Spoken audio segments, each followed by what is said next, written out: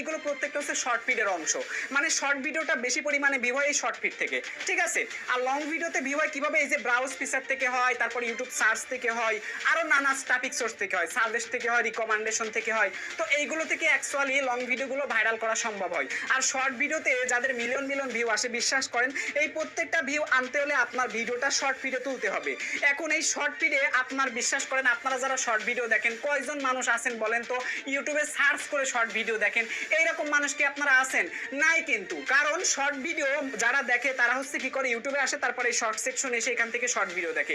আজ পর্যন্ত কেউ আমার মনে হয় না যে শর্ট ভিডিও সার্চ করে দেখে। এই জন্য আপনারা যদি যা শর্ট ভিডিওতে কোনো টাইটেল ট্যাগ ডেসক্রিপশন না দিলেও এই ভিডিওগুলো শর্ট ফিডে যাবে। আর মানুষ যেহেতু সার্চ করে দেখে না, মানুষ সুইপ করে করে দেখে।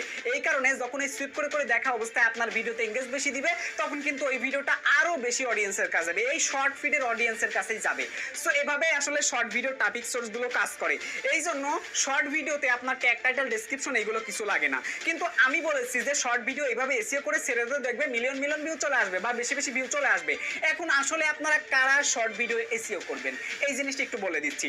দেখুন, আমি কিছুক্ষণ আগে একটা চ্যানেলের ভিডিওটা দেখলেন যে অক্টোবর 1, 2025 লিখে সার্চ করলাম, তারপর নিচে দেখতে পারলেন যে চ্যানেলটা চলে আসলো, নিচে কিন্তু চ্যানেলটা চলে আসলো। এখন বিশ্বাস করেন ভাই, আপনারা তো সবাই তো এই টাইপের টপিক বানান না, তাই না? আপনারা বিভিন্ন টাইপের টপিক বানান, তারপর বিভিন্ন মিউজিক ইউজ করেন, অনেক কিছু অনেক কাজ বাজ কিন্তু আপনারা করেন। তো সব থেকে বেটার একটা কমন জিনিস কি জানেন? মানুষের একটা প্রয়োজনীয় টপিক বা মানুষ একটা জিনিস দেখতে চাচ্ছে, ওইটার নামের সংস্করণটা যদি প্রকাশ করতে পারেন তাহলে নিমেষেই কিন্তু মানুষ সার্চ করে আপনার ভিডিও দেখতে পারবে। আমি এটা আপনাদেরকে বোঝাইতে চাচ্ছি ভাই, ঠিক আছে? তাহলে এই যে যারা 1 অক্টোবর দিলে, এতে তো শুধু শর্ট ফিডে চললো, সার্চ টার্মসটা কিন্তু কাজ করলো না। এখন ধরেন আপনার ভিডিওতে তেমন ভিউ আসে না, আপনি যদি এসিও কাজটা করেন তাহলে মানুষ সার্চ করে তাদের কাছে কিন্তু যাবে, এরপরে কিন্তু তারা ভিডিওতে ভিউ দিবে।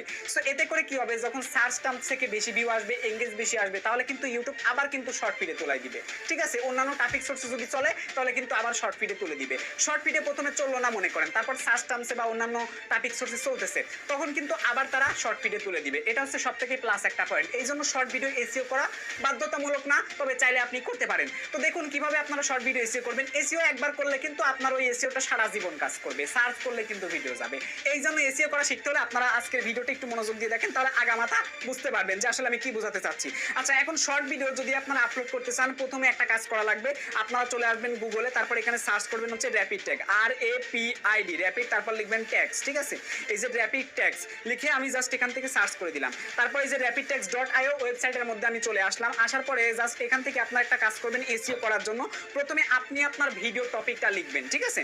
তো আমি এখান থেকে লিখবো ইউটিউব মনিটাইজ পলিসি, তারপর এখানে লিখে দিলাম। এবার আমি জাস্ট এটাকে সার্চ করে দিলাম, তাহলে